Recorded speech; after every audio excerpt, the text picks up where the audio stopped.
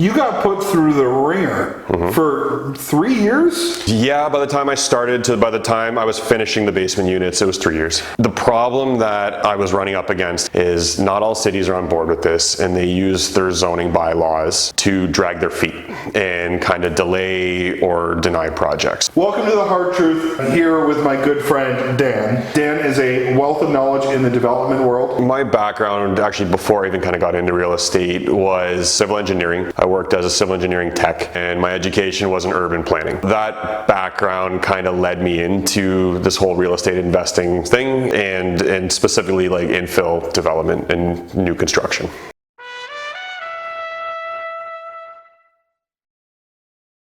Welcome to The Hard Truth. I say this all the time that I'm here with my good friend Dan. Not only is Dan a peer and a colleague in the real estate world, Dan and I have actually known each other since grade school.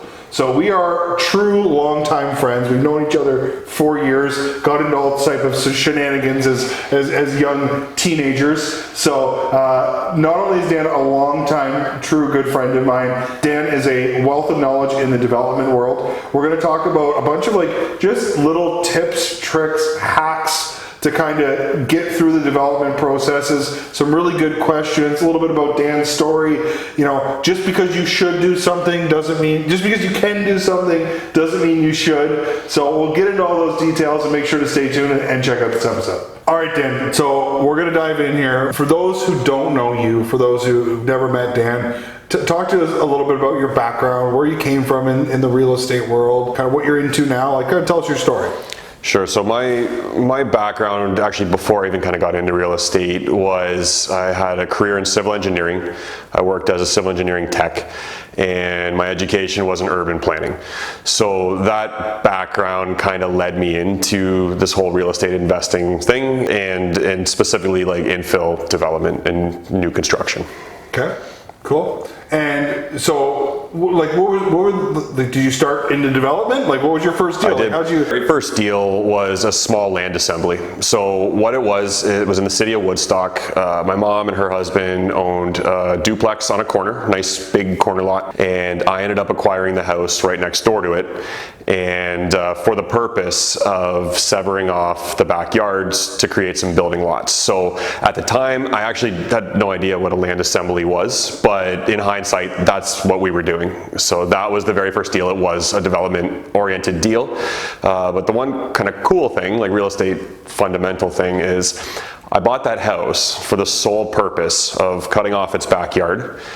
And this little house ended up being a really good investment in its own right. It went up in value, it cash flowed from day one, always had good tenants there. So like that was kind of my first foray into real estate investing. So I know this deal really well. So you had your mom and her husband had the corner. You bought the other one, and then both had a big backyard in it. Yep. So what you did is from this way, yep, you came in and sliced that off, so you had a new lot. Yeah, we actually severed off the two backyards to create two new lots on the adjacent street. Right. And so like one thing I always preach to people is corner lots give you a lot of flexibility. Whether you're trying to add units, add parking, sever land, corner lots let you be a lot more creative than the average property. So that is the pros of corner lots for all you landlords. If you have the extra sidewalk, it's more expensive for snow removal and liability.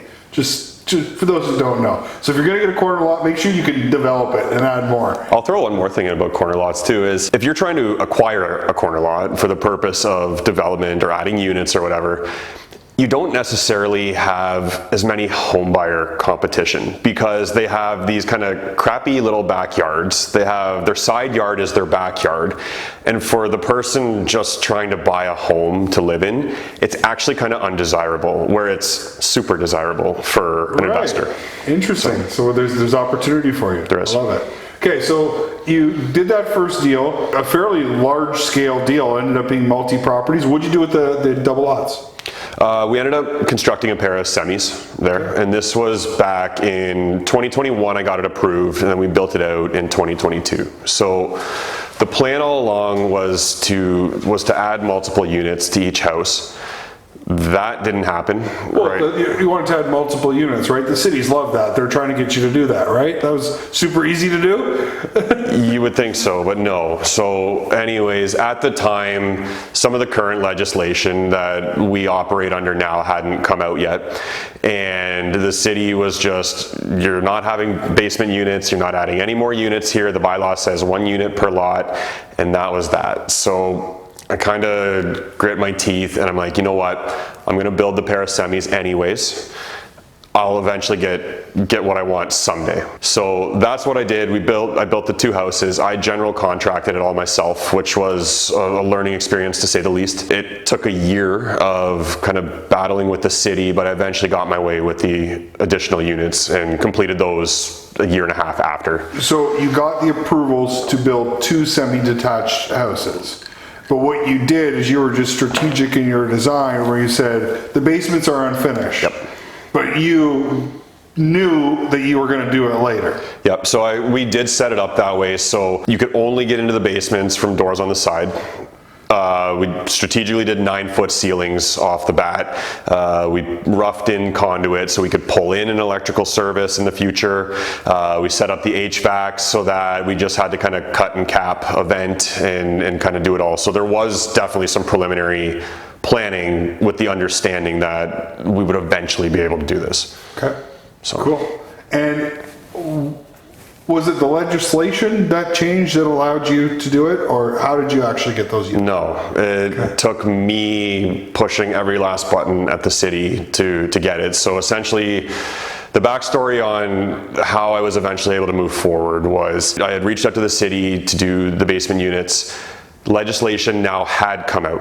Okay. So it had now come out, which allowed you to do 3 units across Ontario. And I should say too, when I tried to do this the first time, you were allowed to do secondary units at that time. The problem that I was running up against, and this is a very common problem to this day, is not all cities are on board with this, and they use their zoning bylaws to drag their feet and kind of delay or deny projects. So what was happening to me, and this is the age-old story that everyone trying to do a small infill development runs into, it's parking. I had adequate parking. You could park 5 cars in each driveway if you count the garage. Right.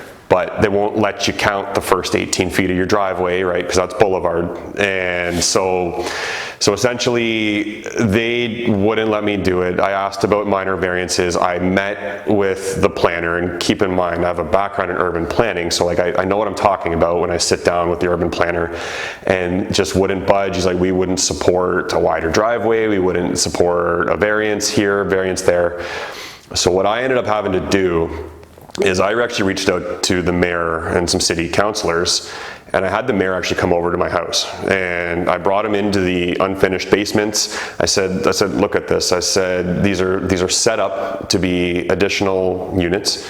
We're right downtown Woodstock. I said, there are countless policies at the city, provincial, and county level asking for exactly what I'm proposing here.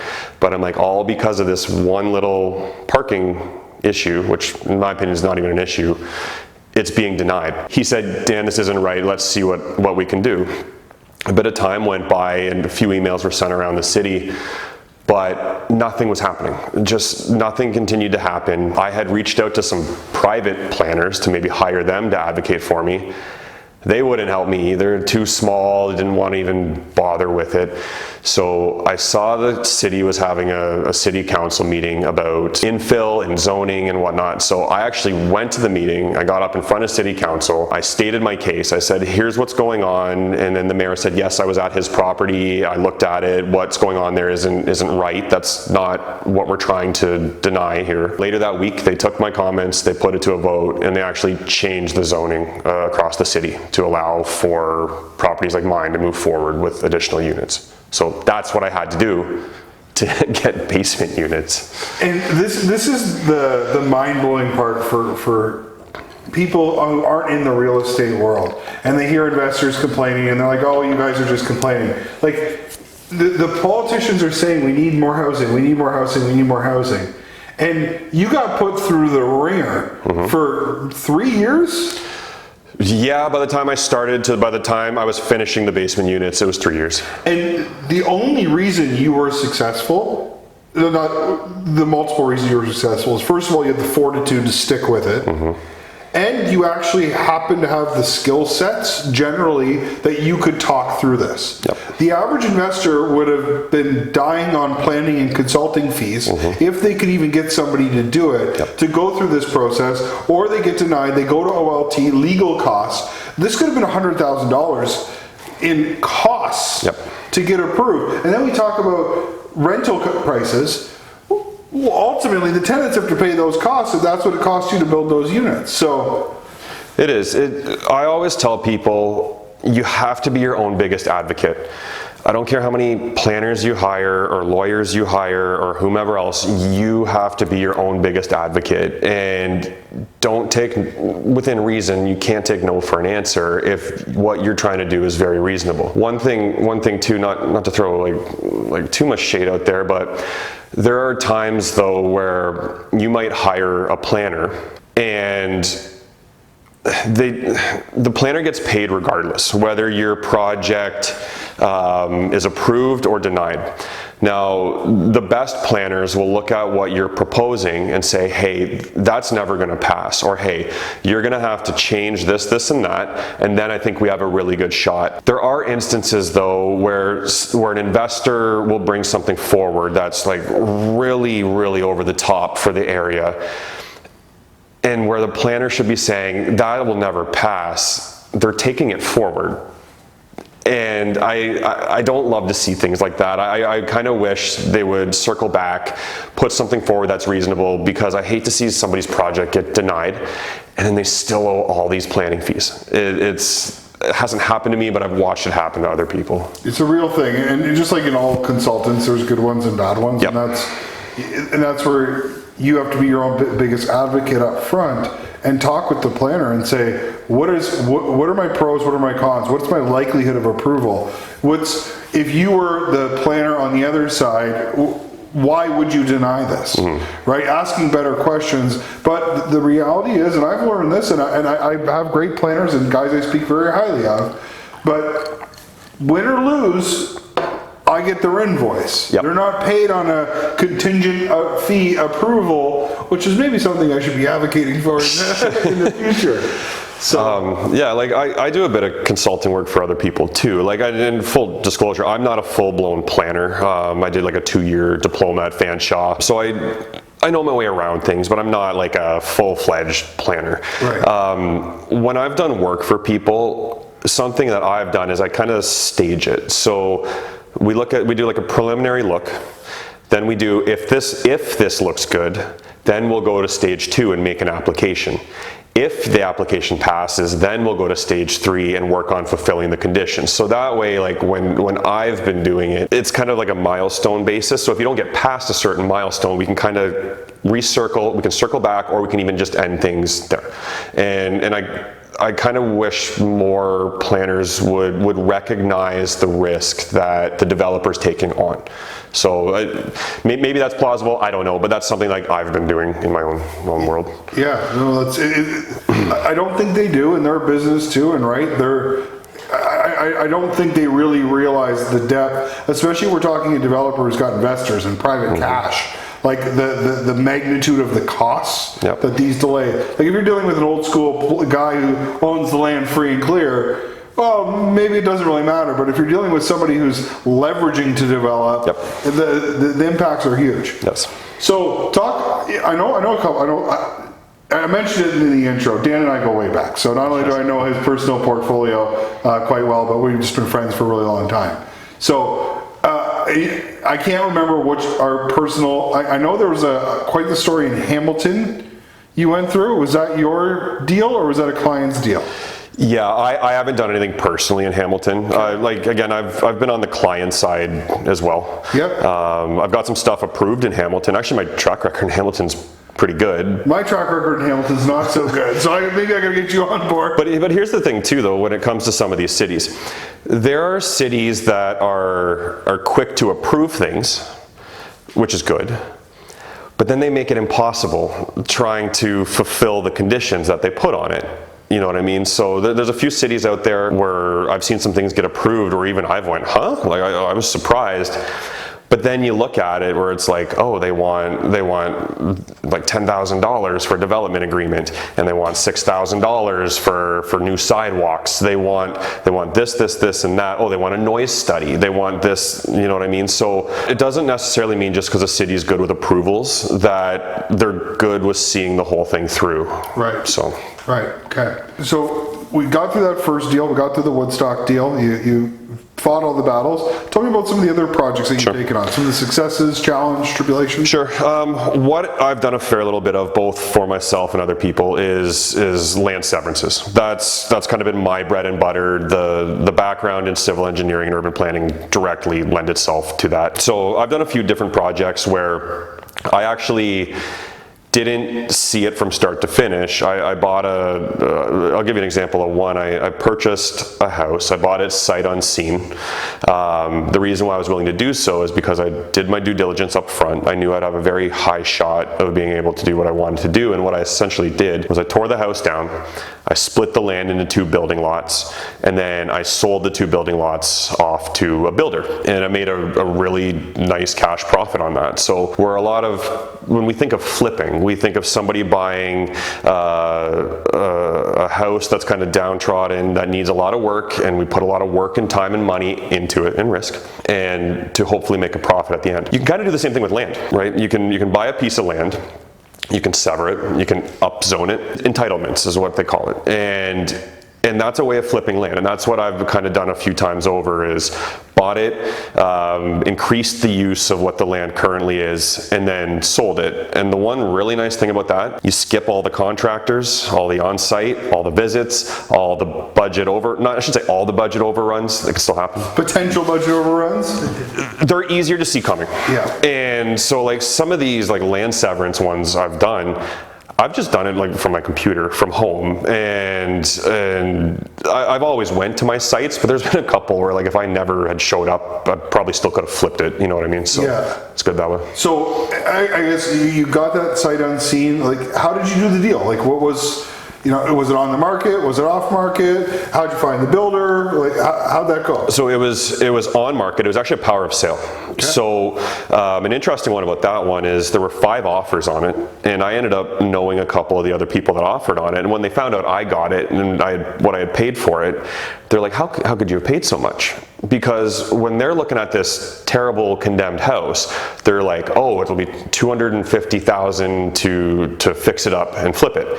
Where I'm looking at it like, oh, it'll be $20,000 to rip it down and split the land. So like we looked at it just completely differently. So that one there, yeah, it was on market, just put in the highest offer of 5, picked it up, tore the house down almost right away, which is a little bit of a risky move. I actually tore the house down before I got approvals. But I did my homework on that too though. So before I bought the property, I have a little bit of a leg up because I'm a drafter by trade, right? So I drew up a site plan and I took it to the town and I said, hey, here's what I'd like to do with this. They had no problems. They said, yep, you shouldn't have any problem doing that. It conforms to zoning. So I'm like, there's no chance that they could deny this, especially once the house is gone. And that ended up being the case. Right. So that's kind of how that one came to be.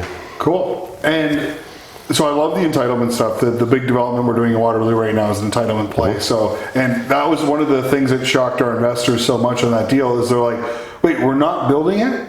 Mm-hmm. So how do we make money? Well, it's currently this, and when people look at it like that, it's worth this. Yep. But when you're entitled and approved to do this, it's now worth that. So it's I don't want to say it's a more advanced way of flipping, mm-hmm. but it's a different technical skill set, and that's the technical skill set you have. Yeah, and it's not easy just because it's not physical, right? You have to deal with all the curveballs that can be thrown your way by the city or the county. I could go on and on about like the due diligence I do when I'm looking at something like this. Give us some examples. I think that's great. So yeah, when I look at something, I have like kind of a standard due diligence process, and it starts with like the size of the property. That's first and foremost, right? If it's not big enough, non-starter. Then we look at the zoning. What does the zoning allow you to do? Can I get a minor variance if I need it? You know what I mean? So we look at the zoning, and if the zoning's just completely not going to work, then that's a non-starter. From there, you start to get into other items that can not necessarily make or break, but could be very costly, like infrastructure.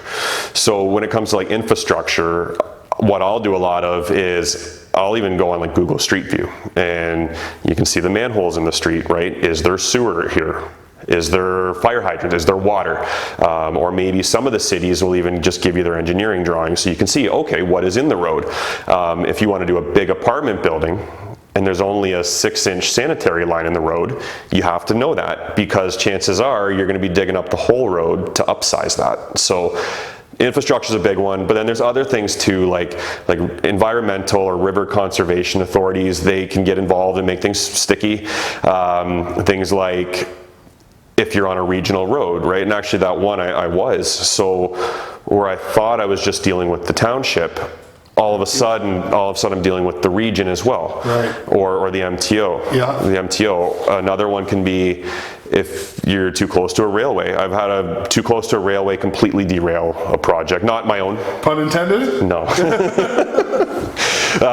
Not my own project, but there was one where the proximity to the railway just completely killed it. And so like that's the kind of due diligence that like I'll roll through when I'm looking at something. Sweet.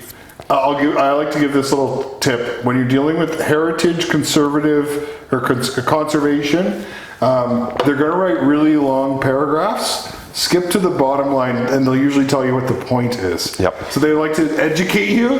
Just read, and you could, not that you shouldn't read everything that they say, but they'll be the pages are this long. They'll say all this stuff, but we support that. All this stuff, we're concerned about this. So you can get to the Coles notes of it very quickly. For sure. Okay, cool. So one of the things that I've loved about the way you've gone through real estate is it's not just that you don't take no for an answer, because I've seen lots of people in the council meetings kicking and screaming like idiots. Mm-hmm. They're just mad that they're not getting their way. Yep. But what's always really impressed me is like you really push the status quo, but from like a professional, organized, like and like common sense approach. Like you're not just going in and saying I want to build a fourplex here. You're going in with facts, data, information, and really, you know, getting the mayor to say, hey, we're wrong. Yeah. Like we got to fix this. So is there any other like stories or examples around that you have? Yeah, there's a few. Another one I would say too, if you're trying to be diligent about getting what you want, a lot of these cities, counties, provinces, whatever, they have policy upon policy, and a lot of times what you're trying to do, it's already supported, and sometimes they just need a reminder that, hey, somebody on your staff probably spent a good week or so writing this policy on infill development in the city core, whatever it may be, and I'm ticking every box on this. Why would I not be allowed to move forward? And they have a really hard time coming up with answers when you do something like that. So I think that's a good point, is they have all these policies and they choose the policy that they want to reference that supports their opinion. Mm-hmm. But you go and find the policy that actually contradicts the one they picked, and now they can't argue their own policy. Yep, they would have to justify why they have this policy, and you meet every aspect of it, but they're still saying no. They would have to give you a justification for that, and a lot of time they can't. And then that's when they start to go, you know what, I'll vote yes on this when it comes up. Right. So right, I love it. So I want to get into the fourplex development that you're doing right now, sure. Or the duplex edition. Sure. And you know, over the last couple of years, you've consistently just done like profitable real estate projects. Mm-hmm. You just haven't got caught up with the FOMO. You're not rushing to do the next strategy. You've stayed in your lane. Your development, severance planning, mild density increases, and just like really taking the time to run the numbers and making sure the deal makes money. One of the first projects you bought was the duplex, the Horizon duplex, I think we're referring to it as. Yep. And now you're converting it to a fourplex. So run us through that deal. Why now? Why does that make sense? I'm curious, I didn't ask you this before. You did 3-bedroom units. Yep. Everyone's trying to get more units, more costs. Yep. So I'd like to hear your justification, because I know it's going to be good. So. Yeah, I'll put it this way. I think more than ever, the quality of what you're building is very, very important, right? So I kind of took that into what I'm doing here. So essentially what this is, and you funded me on this one. So it was a purpose-built duplex built in the 70s on a big corner lot. Again, corner lots. Yep.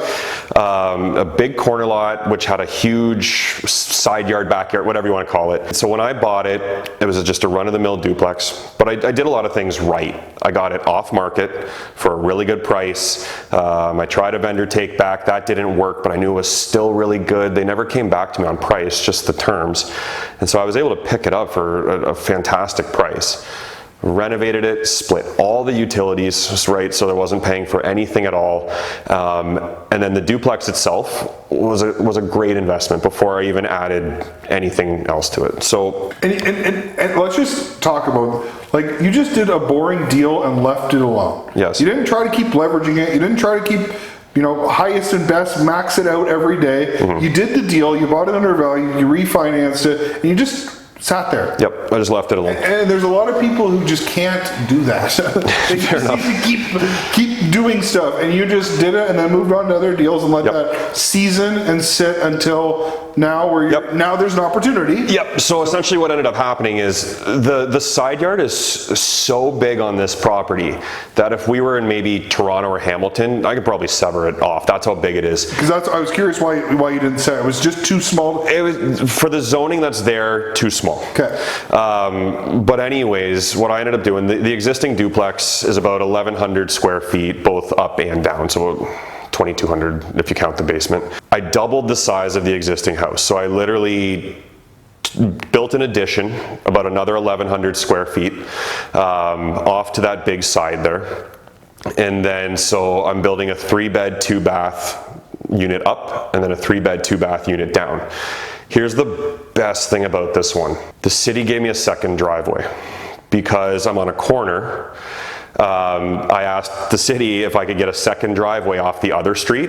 They're like, yeah, no problem. I'm like, no way. So essentially, I've got parking for about 8 cars across the entire site, right? So every single unit gets 2-car parking. There's no you don't have to ever ask your neighbors to move. Everybody gets their own 2-car parking, and you just cannot find that anywhere on an infill development like this, you know what I mean? So when it's everybody needs major parking variances, it's all undersized. It is, and like we talked earlier, the parking is what they used to stifle my first development, and I watch it happen time and time again, where all of a sudden this one, on a nice big corner, I've got more parking than you can shake a stick at, right? So when it's all said and done, there'll be 3 3-bed units, 1 2-bed units. Each one has, again, 2 parking. All the utilities are split, so everybody pays for their own hydro, gas, water. And like you said, I never touched the equity in it at all. So like this is kind of like the golden goose, you know what I mean? That I've been kind of waiting. I had to wait for it to happen for the zoning to catch up. I've wanted to do it since the day I bought the property, but I knew I'd have to be patient and wait for some like policies to change. My question for you, and we didn't rehearse this, I'm firing at you. My thought looking at that deal was if you could have made 4 smaller units on the side as opposed of doing 2 3 units. So you did two 3-bedrooms, right? For the 2 new units. The 2 units, you did 2 3-bedrooms. Yep. I know the rough numbers that you could have done 4 1-bedrooms. Space-wise, yeah. Space-wise, yes. And more units are worth more money. Typically.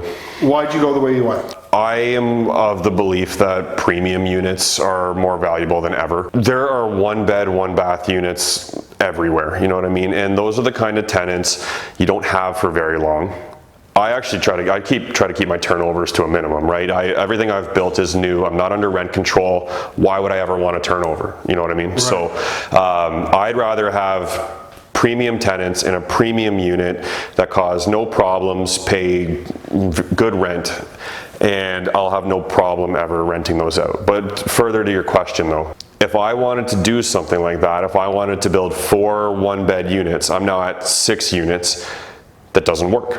So it's not zoning compliant. Yeah, it's not zoning compliant. So now we're into months of rezoning, hiring planners, minor variances, the neighbors pissed off, and back to all of that. So if we think about the velocity of money, I could just go ahead and do this right away. Didn't have to get any approvals. Was there a variance required? No. No variance? Nothing. You just submitted plans? Yeah. And I think that's where, and I can be guilty of this. I mean, I push the envelopes, and typically on a bigger building, adding 4 units is like it's like a 1.2 value, so it's worth it to spend the money.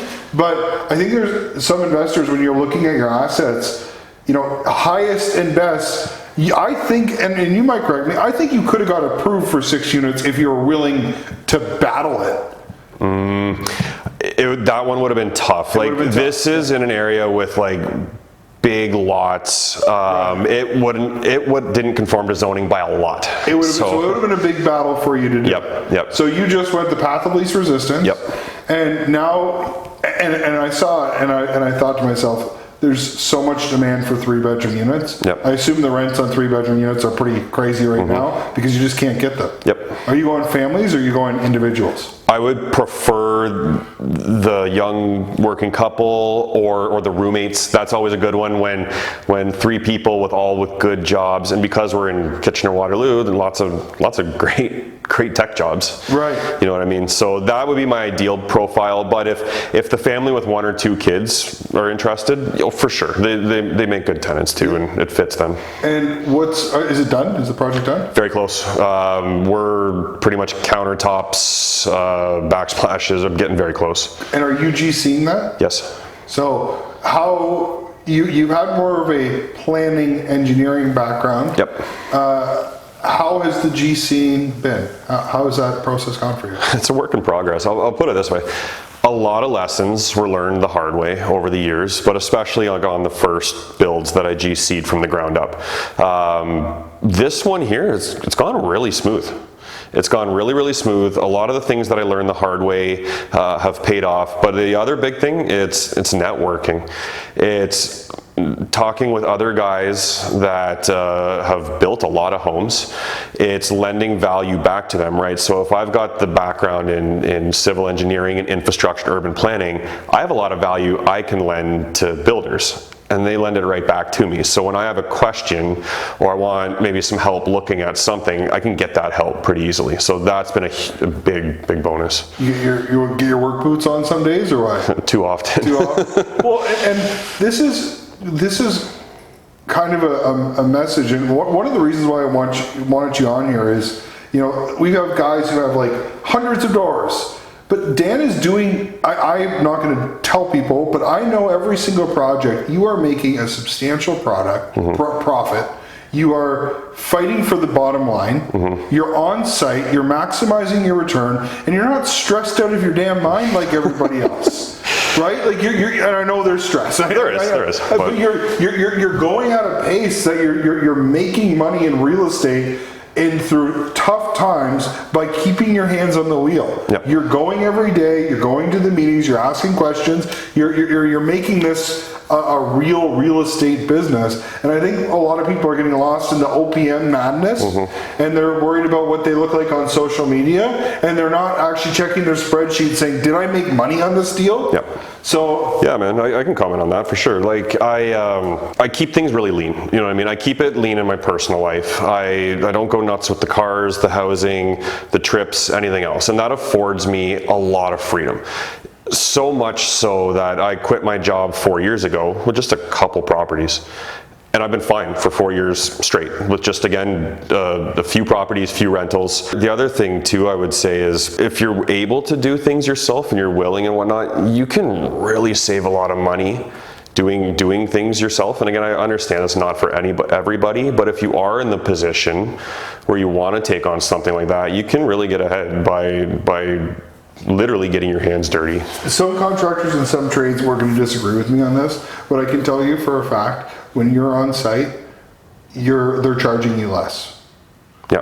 And there's two sides of that. One, you're monitoring, so you know what's the time they're spending there. The other thing, it's a respect thing. Yep. And I know, and not that my trades don't respect me because they know that's not my skill set. Yep. But when you're on the tools with them, then you're there, you're watching, they're going to give you a good price. Yep. Here you go, and they're going to... Like for me personally, the goal is not to be on site doing construction. That's not the goal. What I do though is I won't let the project stall.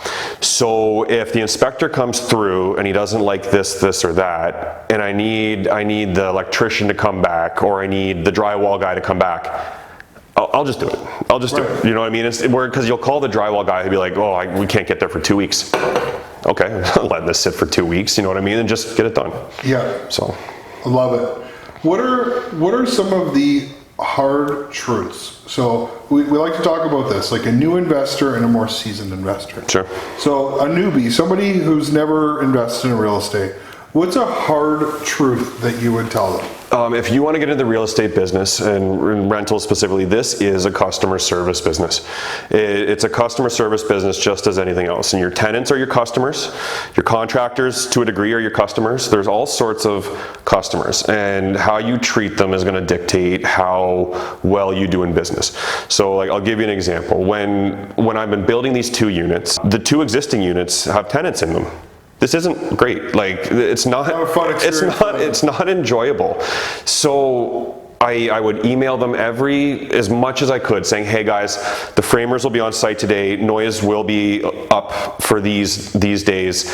As soon as that's over, it'll be another week before the roofers, and like just keep them in check. And then when the roofers were there, that was a rough day for them. Yeah. And so I ended up, I went out and I got them a really nice meal on me and just showed up and said, hey, I know that wasn't pleasant.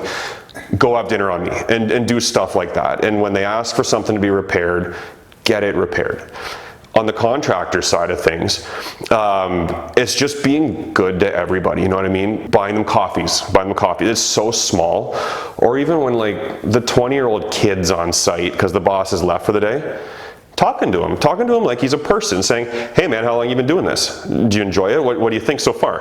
Where are you from? You know what I mean? And talk to them. And all of a sudden, when you need to move a couple windows, guess who's going to be willing to help you? You know what I mean? Or when it's a little bit late and they really want to go home, instead of just dogging it to get out of there, they'd be like, that owner is pretty good stuff. You know what? I'm gonna do it right. So the trades talk. They do. the trades talk for they sure. Do. I think that it's such an important reminder about the customer service side of things, because I think that's lost. Yep. And especially on the tenant side, but just in everything, right? Like, there's sometimes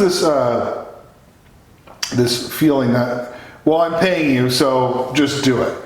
Well, the good service providers in this industry are busy. They're getting paid by everybody.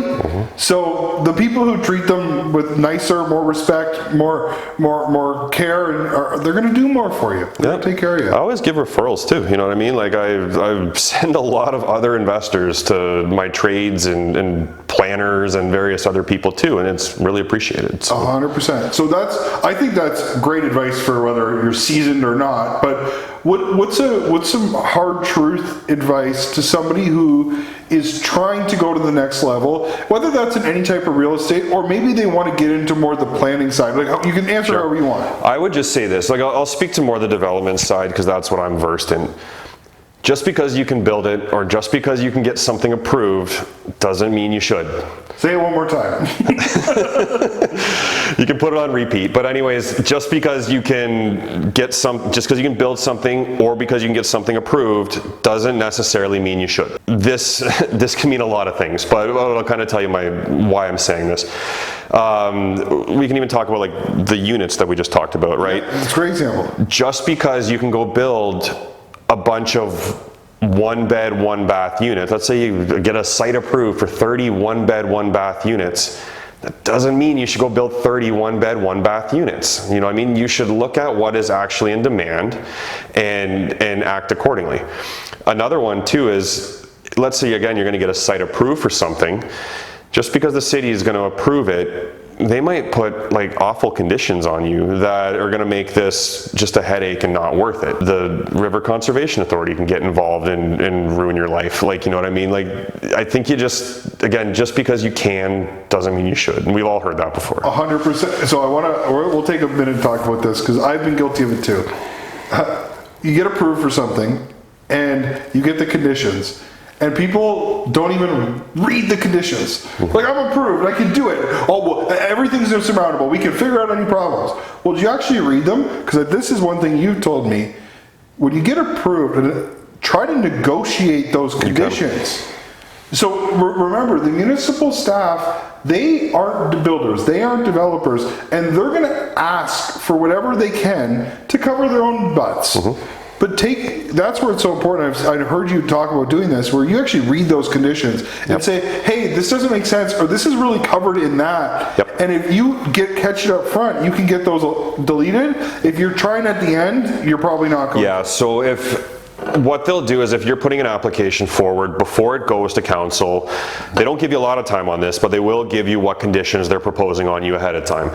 And if you don't like something, you can ask for it to be removed as it's being approved. And I'll give you a perfect example of this. I was doing this for a client in Hamilton. It was kind of near the airport. They wanted a noise study. A noise study can cost you $7,000 to $9,000, and then it takes a while for the consultant to go out there, and it's just a pain. I looked around, I'm like, oh, there was a development here, there was a development to the left of it, and there was a development across the street. I pulled up the decisions for those. They had all done noise studies. So I went up in front of city council, I said, hey, look, all three of these noise studies resulted in the same thing. They wanted these two clauses on title, very standard stuff these days. I'm like, I don't think our client should have to do yet another noise study, which is clearly going to yield the same result. Could we please drop the noise study?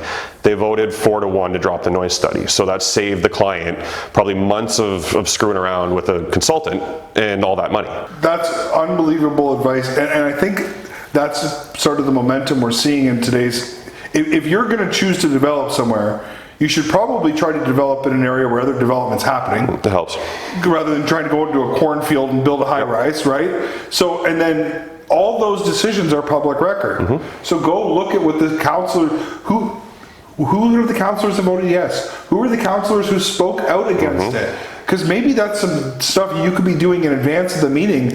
Reach out to that councilor, talk to them to try to see their position, understand. 100%. Get those reports or see what those results of those reports were to negotiate your position. Fully agree. I've done it time and time again to kind of get even when I'm doing my due diligence, actually, I'll look at what conditions did they put on similar developments, knowing full well that you should expect all those same conditions, and then operate from there. I love it. Dan, it's been too long since we've talked, so we got to get together more often. And I really appreciate you driving down to Grand Bend. You're the first, it's sunny out now, so you can go to the beach after. For those of you who don't know, we look at the beach here when we're doing it. It's a nice view. Really, really appreciate your time, Dan. Appreciate your insight. Appreciate your knowledge on this stuff. I know the viewers are going to get a ton of value from it. We'll put like your Instagram link on there. Hit Dan up for some free advice and free questions on planning. He's super helpful. So thanks again, Dan, and we'll make sure we get you on again, okay? No problem. Thank you.